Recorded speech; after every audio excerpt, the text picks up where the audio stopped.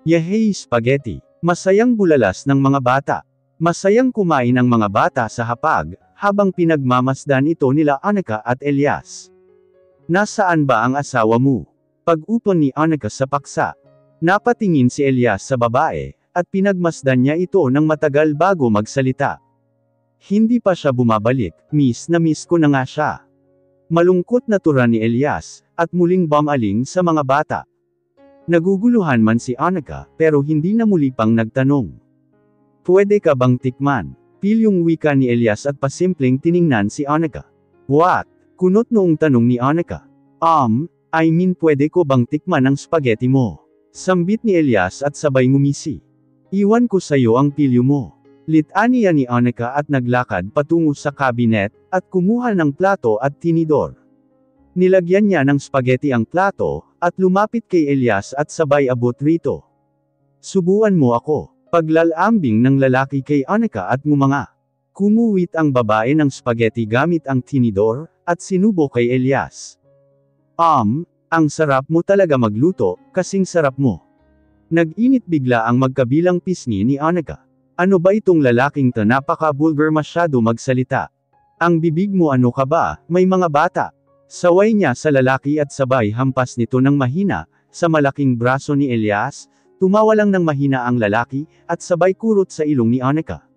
So beautiful, wika ni Elias, at inagaw sa kamay ni Annika ang hawak nitong tinidor.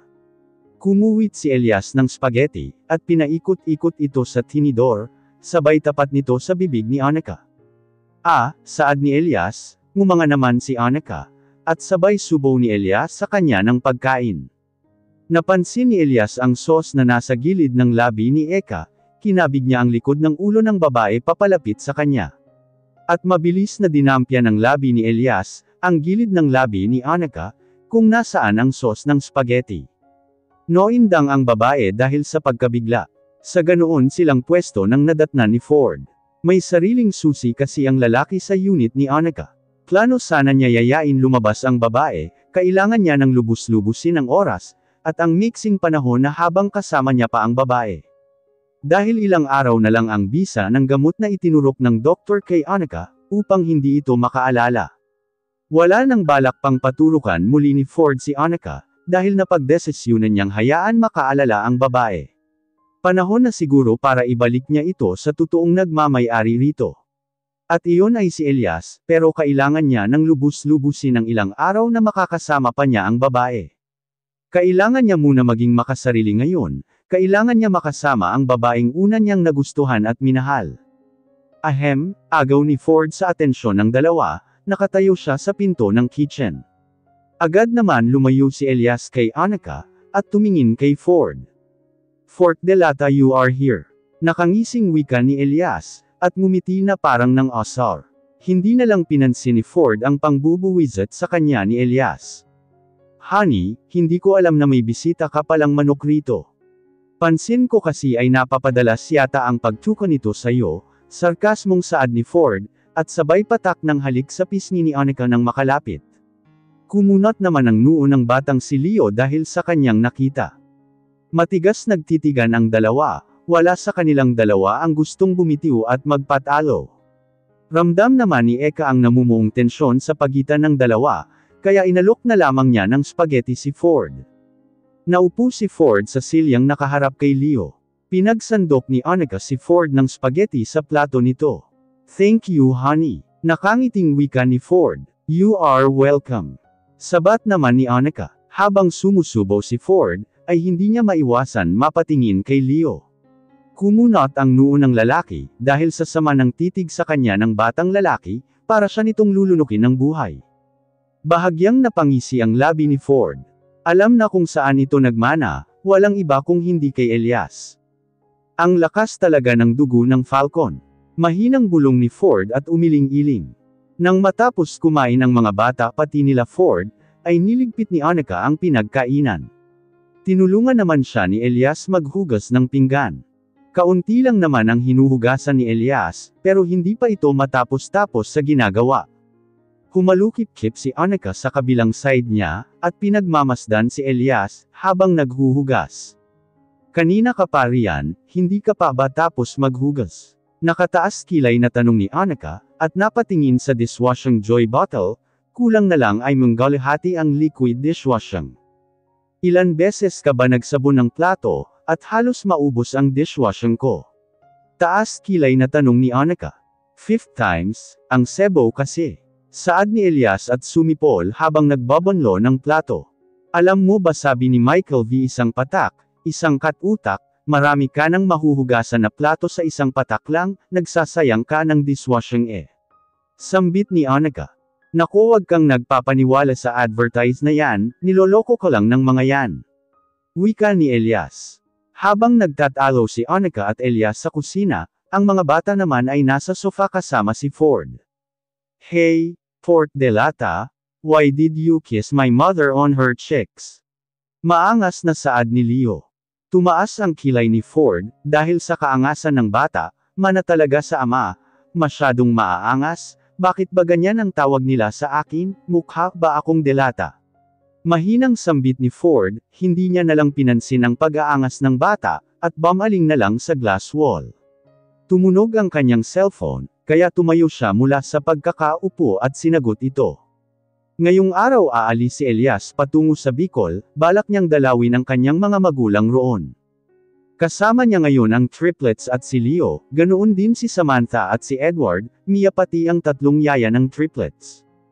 Naririto sila sa malawak na private property, na paliparan na pagmamay-ari na ngayon ni Elias, ipinamana ito sa kanya ni Mr. Dylan Falcon ang kanyang ama. Naririto lahat ang private airplane ng mga Falcon. Hinihintay nila ang pagdating ni Annika. Lingid sa kaalaman ni Elias, ay si Annika lamang ang pupunta sa lugar na ito, pero hindi niya alam ay kasama nito si Ford. Dumating ang kotse na sinasakyan ni Annika. Bumaba si Annika sa isang magarang sasakyan, lalapitan sana siya ni Elias, pero hindi natuloy dahil mula sa kabilang pinto ng sasakyan, ay lumabas si Ford. Kumuyam ang kamao ni Elias, bakit kasama ng babae si Ford, ang usapan nila ay siya lang. Hindi na may pinta ang mukha ni Elias, nang ibaba ni Ford ang malita, dalawang malita. Nadapo naman ang mata ni Ford kay Samantha, at nginitian ito. Nakayuko lang si Annika, nang lumapit sa pwesto nila Elias. Alam niyang naiinis ang lalaki, dahil kasama niya si Ford. Kahit si Annika ay nagtataka, kung bakit laging nakabuntot sa kanya si Ford, pansin niya ang pagbabago sa lalaki noong mga nakaraan araw. Pasensya ka na pare, kung sumama ako, binabakuran ko lang ang asawa ko. Nakangising saad ni Ford, halata namang iniinis niya lang si Elias. Inismiran lang siya ni Elias at tumalikod na. Let's go kids, tipid na saad niya, at naglakad na patungo sa private plane na sasakyan nila. Sa buong biyahe ay tahimik lang si Elias, pero punaka na kanyang tinatapunan ng tingin si Annika, katabi nito si Ford. Magkasalikop ang mga kamay ni Ford at Annika. Lalong naiinis si Elias, naiirita siya sa pagmumuka ni Ford, kung pwede nga lang niya ito sipain palabas ng private airplane niya, ay kanina niya pa ginawa. Dahil katabi ni Elias si Leo, ay may binulong siya rito. Maya-maya'y tumayo ang batang lalaki, at naglakad papunta sa kinauupuan nila Annika. Tita Mama, pwede po tumabi sa'yo. Magalang na wika ng bata. Sure dito ka sa gilid niya. Sambit naman ni Ford. No, gusto ko sa gitna ako maupo, pwede po ba mama? Walang nagawa si Ford, kundi ang umusog na lang at sabay napabuga ng hangin. Nakangiti naman umupo si Leo sa pagitan ni Annika at Ford. Kamandat si Leo sa kanyang ama, lihim naman napangisi si Elias. Lumingon si Leo kay Ford, na ngayon nakabusangot, habang nakatitig sa bata. Binilata naman ni Leo si Ford, ang lalaki ay walang nagawa kundi ngumuso na lang. Nakayakap si Leo sa baywang ng kanyang ina, habang ang ulo nito at nakahilig sa dibdib ni Annika. Nang lumapag ang private plane sa malawak na paliparan, ay tuwang-tuwa ang mga bata. Pagbaba nila ng private plane, sinalubong sila ng 2 tauhan ng daddy ni Elias. Sila ang nag-ayos ng mga gamit, at naglagay sa compartment ng sasakyan. Isang itim na van ang sinakyan nila. Nasa biyahe na sila patungo sa mansyon, ng mga magulang ni Elias. 1 oras ang tinagal ng biyahe nila, bago makarating sa mansyon. Pumasok ang sasakyan sa malaking gate ng Falcon. Pagkarating nila sa garahe, ay naroon ang mag-asawa, si Dylan at Althea. Lumabas naman ng mansiyon si Leia at Dom, kasama ang mga anak nila. Ilang araw na silang naririto, dahil nagbakas-iyon din sila. Pagbaba nila sa sasakyan, ay agad sinalubong ng mag-asawang Dylan at Althea ang kanilang mga apo, at isa-isang pinupog ng halik sa mga pisngi nito. Bumaba na rin si Elias kasunod si Samantha, at mga yaya at si Edward. Huling bumaba si Annika at Ford, agad naman niyakap ni Althea si Annika. Nakoy ha, buti at sumama ka, miss ko nang makasama ka magluto sa kusina. Saad ni Althea at binaiso si Annika sa pisngi nito. Naikwento ni Elias sa kanyang ina at ama ang tungkol kay Annika, at sa nagpapanggap na asawa niya. Noong tumawag ito sa kanya noong nakaraang araw. Kuya Elias, sigaw ni Leia at yamakap kay Elias. Hindi pa rin nagbabago ang kanyang kapatid na babae, malambing pa rin ito sa kanya, kahit nagkaasawa na ito. Dude, bati ni Dom kay Elias, at nakipag-manly hug. Nasa hapag sila ngayon, at kumakain ng pananghalian. Annika iha, kailan ka muli magbubuntis? Gusto na kasi namin ulit magkaupo sa inyo ni Elias. Napaubo naman si Annika, dahil sa tinuran ng ginang. Hindi naman magkandaugaga si Ford, kakahagod sa likod ni Annika. Mommy, wag niyo naman biglain ang asawa ko, don't worry, nagtanim na ako, and I assure you magkakaapo muli kayo. Nakangising wika ni Elias, pero kay Ford ito nakatingin. Pagkatapos ng masayang pananghalian, ay hinatid ni Elias ang mga bata sa kwarto ng mga ito, para makapagpahinga kasama ang mga yaya. Si Ford naman ay inisikaso rin ng mga katulong patungo sa guest room. Si Samantha naman ay sa dating kwarto ni Eleazar tumuloy, kasama si Wix ang kanyang anak. Samantalang si Annika ay doon tumuloy sa dating kwarto, kung saan siya tumuloy noong unang beses siyang nagpunta sa mansiyon nila. Elias noong dalaga pa siya. Dahil alauna pa lang ng hapon, ay init na init ang buong pakiramdam ni Annika, kaya naisipan niya muna maligo. Pumasok siya sa CR, at nagtanggal ng lahat ng damit sa katawan. Tumapat siya sa shower, at hinayaan mabasa ang buong katawan niya. Nang matapos siyang maligo, ay agad naman siya lumabas ng CR, at naghanap sa kanyang malita ng masusuot na damit. Isang spaghetti strap na dress ang napili niya, kulay dilaw ito na kasing dilaw ng sunflower. Hanggang sakong ang haba nito, nahiligan talaga ng babae ang magsuot ng ganitong kahaba na dress. Dahil feeling niya ay komportable siya kumilos, kapag ganito kahaba ang suot niya. Sinukli niya ang mahabang buhok, pagkatapos ay hinangir ang tuwalyang ginamit niya. Hihiga sana muli siya sa kama, nang may marinig siyang kalabog, hindi niya alam kung saan ito nanggaling. Tumayo siya at naglakad-lakad sa loob ng kwarto. Malawak ang kwartong ito, napako ang kanyang mata sa isang pinto, ngayon niya lang iyon napansin. Naglakad siya patungo sa pinto, at ipinihit ang seradora nito. Nang magbukas ito, ay dahan-dahan niyang tinulak papasok ang pinto. Nagtaka siya dahil isa pala itong kwarto, pero halatang panglalaki dahil sa ayos at amoy nito. Kahit hindi niya nahulaan kung kanino itong kwarto, ay alam niya na dahil sa pamilyar na pabango. Madilim ang buong kwarto kahit tirik ang araw sa labas, ay madilim sa loob dahil sa makakapal na kurtinang nagsisilbing tabon sa malaking bintana ng kwarto. Ang lamig ng kwarto siguro, ay nakatodo ang aircon sa loob. Isasara na sana muli niya ang pinto, nang bumukas ang pinto ng CR. Napatingin siya roon, halos maluwa ang kanyang mata dahil sa kanyang nakita. Hubot-hubad ang lalaki, halos wala itong saplot sa katawan.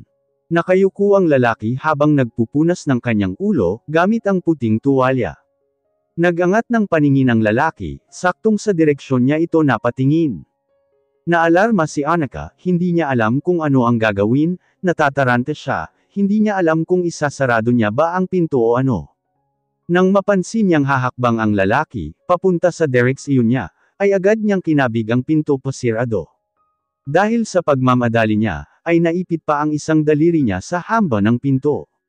Aray ang sakit, daing ni Annika at inihipan ang naipit na daliri. Biglang nag-click ang seradora ng pinto, kaya agad siya nagtatakbo patungo sa kama, at nagtago sa malaking comforter. Narinig niya ang pagsara ng pinto, at mabibigat na yabag na alam niya sa kanya patungo. Halos mabingi siya sa lakas ng tibok ng puso niya. Nakatayo sa paanan ng kama si Elias, at pinagmamasdan si Annika, iiling-iling ito habang nakangiti. Nakasuot na ng itim na maong si Elias, pero wala pa itong pang-itaas. Tumutulo rin ang kanyang buhok, dahil hindi pa ito masyado natuyo ng towel. Sweetie, tawag niya sa babae. Pero si Annika ay hindi pa rin tinatanggal ang pagkakatalukbong ng comforter. Sweetie, malambing na sambit muli ni Elias, at biglang hinhila ang comforter. Napasigaw naman si Annika dahil sa gulat. Come on sweetie, 4 na ang anak natin, pero nahihiya ka pa rin sa akin. Natatawang saad ni Elias. Anong pinagsasabi mo riyan? Takang tanong ni Annika at umismid. Hindi ko alam kung ano nangyari sa iyo, at nakalimutan mo ako pati ang mga anak mo, pero nararamdaman ng puso ko na ikaw ang asawa ko. Napatitig si Annika kay Elias, pero agad itong nagbawi ng tingin. Tumabi si Elias sa babae, at hinawakan niya ang kamay ni Annika. Maghihintay ako sa pagbabalik mo, katulad ng pagtiya-tiyaga mo sa akin noon. Minahal mo ako at pinagpasensyahan, kahit nasasaktan na kita noon. Mahal na mahal kita Annika. Malamyos na wika ni Elias, at nilagay niya ang palad ni Annika sa kanyang dibdib, sa tapat ng kanyang puso. Nararamdaman mo ba ang tibok ng puso ko? Ikaw ang dahilan kung bakit tumitibok yan ng malakas. Ikaw ang dahilan kung bakit bumibilis ang tibok ng puso ko, sa sobrang bilis ay nagiging abnormal na ito. Napalunok si Annika, at kusang umangat ang kanyang kamay, upang haplosan ang mukha ng lalaki. Mahal din kita Elias. Yun ang salitang kusang lumabas sa bibig ni Annika. Masuyong hinalikan ni Elias ang labi ni Annika. Tinugunan ito ng babae, ang kaninang simpleng halik, ay nauwi sa malalim at nakakalunod na halik. Nakahiga sa kama si Ford. Habang nakatitig sa kisame, hindi niya pa rin lubos maiisip at matanggap ang sinabi ng doktor, na nag-opera kay Annika. Ilang araw bago sila magpunta dito sa Bicol, ay tumawag ang doktor na nag-opera kay Annika. Flashback. I'm sorry Mr. De Silva, nagsinungaling ako sayo. Wika sa kabilang linya. What do you mean Mrs. Salvo? Naguguluhang tanong ni Ford sa doktor. Si Annika ay hindi na makakaalala pa kahit kailan, nang operahan namin siya sa kanyang mga mata, ay nalaman namin na may ibang sakit pala siya. Na-discover namin na may barre pala ang isang ugat na konektado sa kanyang mata, na nagkokonekta sa kanyang utak. Pero ang labis na nagpulala ng kanyang kalagayan, ay ang pagkaka-aksidente niya. Alam naman natin pareho, na hindi simpleng sugat ang natamo ni Annika, nagkaroon rin siya ng brain damage. Mahabang litanya ng doktor sa kabilang linya. Kung ganun, ano ang gamot na itinuturok nyo kay Annika? Tanong ni Ford sa doktor. Gamot iyon para sa mabilis na paghilam at pag-recover sa tahi ni Annika sa ulo niya. Magpasalamat na lang tayo, dahil kahit malala ang natamo niyang sugat sa ulo, ay nabuhay pa siya. Tura ng doktor na babae. Malalim na hininga ang pinakawala ni Ford nang marinig ito. Makasarili man pakinggan, pero masaya siya na hindi na makakaalala pa si Annika kahit kailan. Pero may parte sa isip niya na naawa siya sa mga anak ni Annika. Gusto sana niya ang kinanalang si Annika, at wag na ibalik kay Elias, total hindi na ito makakaalala pa. Pagkakataon niya na ito para mapasa kanya na talaga si Annika. Kung tutuusin kaya niyang manipulahin ang lahat ng papeles na magpapatunay na asawa niya nga si Annika. Pero hindi niya kayang gawin, dahil alam niyang kahit hindi nakakaalala si Annika sa isip, pero sa puso ng babae ay maalala at mararamdaman nito ang pagmamahal nito, para kay Elias at sa mga anak nila. End of the flashback. May luhang pamatak mula sa mata ni Ford. Mahal na mahal niya talaga si Annika. Ayaw niyang mawala ang babae sa kanya. Kung pwede sana ilayo niya na lamang ito, pero hindi kaya ng konsensya niya.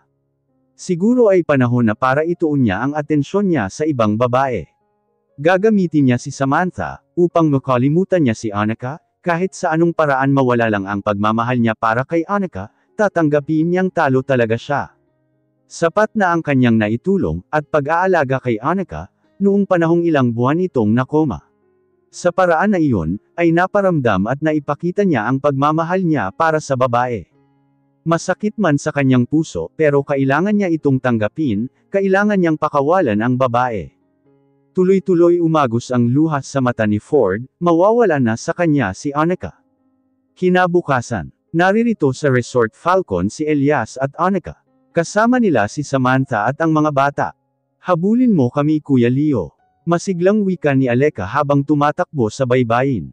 Nakasuot lang ng swim trunk si Elias, at walang suot pang itaas, kaya lahat ng babaeng napapadaan sa pwesto nila, ay hindi maiwasan matitig sa katawan ni Elias. Si Ford naman ay nakaupo lang sa isang bench, habang busy sa pakikipag-usap sa kanyang cellphone. Wala pa si Annika, Samantha at Leah, dahil nagpalit pa ang mga ito ng swimsuit. Pinanood ni Elias ang kanyang mga anak, habang masayang naghahabulan sa baybayin. Ilang sandali lang ay dumating na sila Samantha, kasama si Leah, pero si Annika ay naiwan sa cabin. Kahit abala sa pakikipag-usap si Ford sa kanyang cellphone, ay hindi niya mapigilan hindi mapatitig kay Samantha. Napakaganda nito at napaka-sexy sa suot nitong kulay violet na two-piece swimsuit, lumitaw tuloy ang porselanang balat ni Samantha. Kahit na may anak si Samantha, hindi makakailang sexy talaga ito. Hindi mo mapapaghalata ang may anak na ang babae. Hindi nabawasan ang kagandahan ng babae. Lumapit si Samantha kay Weeks, at nilagyan ng sunblock lotion ang anak.